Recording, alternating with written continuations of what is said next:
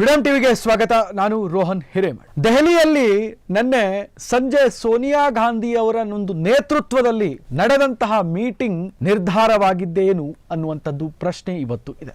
ಪ್ರಿಯ ವೀಕ್ಷಕರೇ, ದೆಹಲಿಯಲ್ಲಿ ನಿನ್ನೆ ನಡೆದಂತಹ ಒಂದು ಮಹತ್ವದ ಸಭೆ ಅಂದ್ರೆ ಸೋನಿಯಾ ಗಾಂಧಿ ಅವರ ಒಂದು ಮನೆಯಲ್ಲಿ ನಿವಾಸದಲ್ಲಿ ಹೈಕಮಾಂಡ್ ಕರ್ನಾಟಕದ ಒಂದು ರಾಜಕೀಯದ ಬಗ್ಗೆ, ನಮ್ಮ ರಾಜಕೀಯದ ಒಂದು ಪೊಲಿಟಿಕಲ್ ಬಗ್ಗೆ ಒಂದು ಇಂಪಾರ್ಟೆಂಟ್ ಆದ ಒಂದು ಮಹತ್ವವಾದಂತಹ ಒಂದು ಚರ್ಚೆ ಕೂಡ ನಿನ್ನೆಗೆ ನಡೆಯಿತು.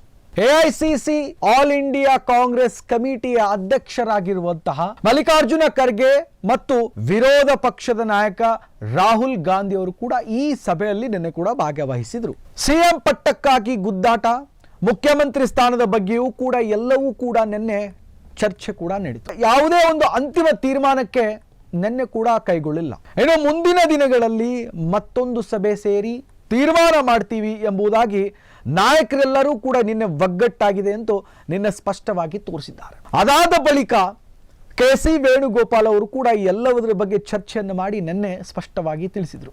ರಾಜ್ಯ ರಾಜಕಾರಣದಲ್ಲಿ ಕರ್ನಾಟಕದ ರಾಜಕೀಯ ವಿಚಾರವಾಗಿ ಕಾಂಗ್ರೆಸ್ಸಿನ ಒಂದು ಹೈಕಮಾಂಡ್ ಮಹತ್ವದ ಚರ್ಚೆ ನಡೆದ ಬಳಿಕ ಸೋನಿಯಾ ಗಾಂಧಿ ಅವರ ನಿವಾಸದಲ್ಲಿ ಅಧ್ಯಕ್ಷ ಅವರ ಒಂದು ಚರ್ಚೆ ಇವೆಲ್ಲವೂ ಕೂಡ ನಡಿಕ ಎಐಸಿಸಿ ಪ್ರಧಾನ ಕಾರ್ಯದರ್ಶಿ ಕೆ.ಸಿ. ವೇಣುಗೋಪಾಲ್ ಅವರು ಕೂಡ ಈ ಬಗ್ಗೆವನ್ನು ಸ್ಪಷ್ಟವಾಗಿ ಒಂದು ಸಂದೇಶವನ್ನು ರಾಜ್ಯದ ನಾಯಕರಿಗೆ ಕೊಟ್ಟಿದ್ದಾರೆ. ನಮ್ಮ ರಾಜ್ಯದ ರಾಜಕೀಯ ಕರೆಂಟ್ ಅಫೇರ್ಸ್ ಅಂದ್ರೆ ಎಲ್ಲಾ ವಿದ್ಯಮಾನಗಳ ಬಗ್ಗೆ, ಎಲ್ಲ ಒಂದು ಸ್ಪಷ್ಟವಾದಂತಹ ಈ ಗದ್ದುಗೆ ಗುದ್ದಾಟದ ಬಗ್ಗೆ ಯಾವುದೇ ನಿನ್ನೆ ಕೂಡ ಅಂತಿಮ ತೀರ್ಮಾನ ನಿನ್ನೆ ಹೊರಗೆ ಬಿದ್ದಿಲ್ಲ. ಇನ್ನು ಮುಂದಿನ ದಿನಗಳಲ್ಲಿ ಸಭೆ ಕೂಡ ಇದನ್ನ ನಡೆಸ್ತೀವಿ ಅಂತ ಕೂಡ ಆಶ್ವಾಸನೆಯನ್ನು ಕೊಟ್ಟಿದ್ದಾರೆ.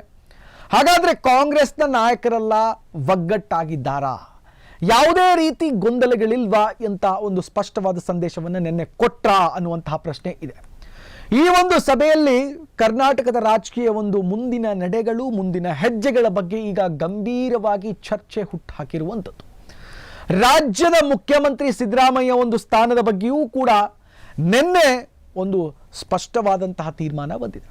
ಯಾವುದೇ ನಿರ್ಧಾರಗಳನ್ನು ಈಗಾಗಲೇ ನಾವು ಪ್ರಕಟಣೆ ಮಾಡೋದಿಲ್ಲ, ಅಂದರೆ ಬಹಿರಂಗವಾಗಿ ಪಡಿಸೋದಿಲ್ಲ ಅಂತ ಪಕ್ಷದ ಇಂಟರ್ನಲ್ ಮೂಲಗಳಿಂದ ಬಂದಿರುವಂತಹ ಮಾಹಿತಿ.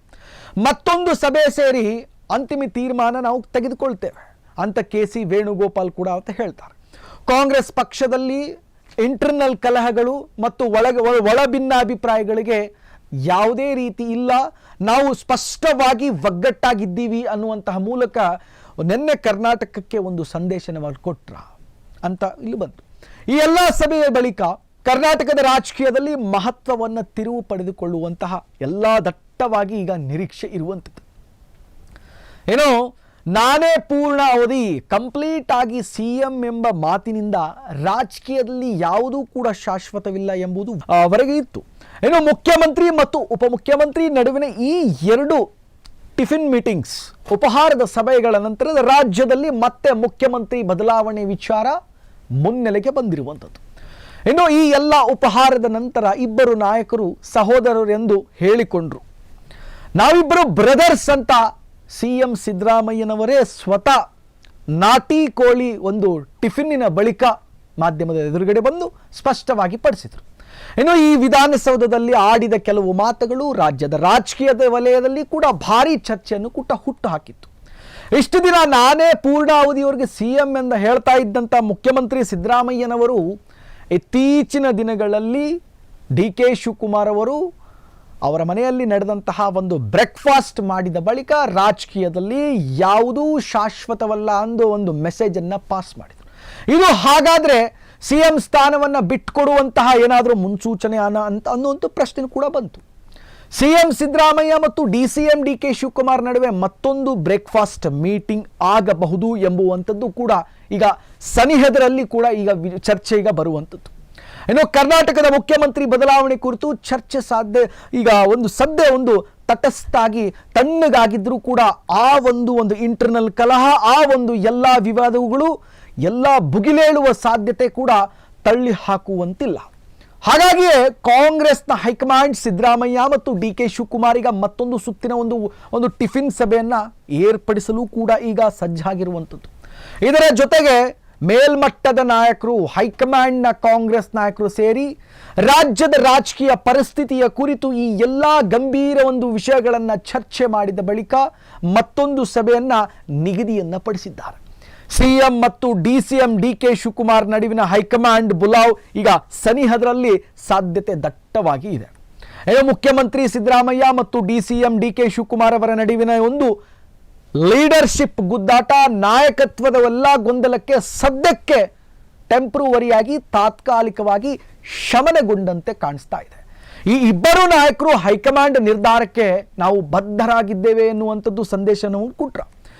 ಇದರ ಭಾಗವಾಗಿಯೇ ಕೂಡ ಮಂಗಳವಾರ ಮೊನ್ನೆ ನಡೆದಂತಹ ಒಂದು ಬೆಳ್ಳಂಬೆಳಗ್ಗೆ ಡಿಕೆ ಶಿವಕುಮಾರ್ ಅವರ ಒಂದು ನಿವಾಸದಲ್ಲಿ ಉಪಹಾರದ ಸಭೆ ಬಳಿಕ ಇದರ ಬೆನ್ನಲ್ಲಿ ಇಬ್ಬರು ಉಭಯ ನಾಯಕರನ್ನ ಕಾಂಗ್ರೆಸ್ ಹೈಕಮಾಂಡ್ ದೆಹಲಿಗೆ ಬುಲಾವ್ ಮಾಡಿ ಕರೆಸಿಕೊಂಡು ಇವೆಲ್ಲವೂ ಕೂಡ ಚರ್ಚೆ ಆಯಿತು. ಮತ್ತೊಂದು ಸಭೆ, ಮತ್ತೊಂದು ಚರ್ಚೆ, ಮತ್ತೆ ಈಗ ಅದೇ ಪ್ರಶ್ನೆ ರಾಜ್ಯ ರಾಜಕೀಯದ ವಲಯದಲ್ಲಿ ಕೇಳಿ ಬರ್ತಾ ಇರುವಂತಹ ಮಾಹಿತಿ. ಕರ್ನಾಟಕದ ನಾಯಕತ್ವ ಬದಲಾವಣೆ ಆಗ್ತಾರಾ ಅಥವಾ ಇಲ್ವಾ? ಹೈಕಮಾಂಡ್ ದೆಹಲಿಯಲ್ಲಿ ಇವೆಲ್ಲ ಒಂದು ನಿಶಬ್ದವಾಗಿದೆ, ಒಂದು ರೀಶಫಲ್ ಆಗುತ್ತಾ ಕ್ಯಾಬಿನೆಟ್ ಅನ್ನುವಂಥದ್ದು ಪ್ರಶ್ನೆ ಇದೆ. ಇವತ್ತಿನಿಂದ ಸ್ಪಷ್ಟ ಉತ್ತರ. ಇನ್ನೇನು ಮುಂದಿನ ದಿನಗಳಲ್ಲಿ ರಾಜ್ಯದ ರಾಜಕೀಯದಲ್ಲಿ ಸಿದ್ದರಾಮಯ್ಯನವರು ಮತ್ತು ಡಿಸಿಎಂ ಡಿಕೆ ಶಿವಕುಮಾರ್ ಅವರ ಒಂದು ಪಟ್ಟದ ಗುದ್ದಾಟದ ನಡುವೆ ಮತ್ತೊಂದು ಸಭೆಯ ಬಳಿಕ ರಾಜಕೀಯ ಈಗ ಮತ್ತೆ ಹಾಟ್ ಟಾಪಿಕ್ ಆಗಿ ಕಾಣಿಸಿಕೊಂಡಿದೆ.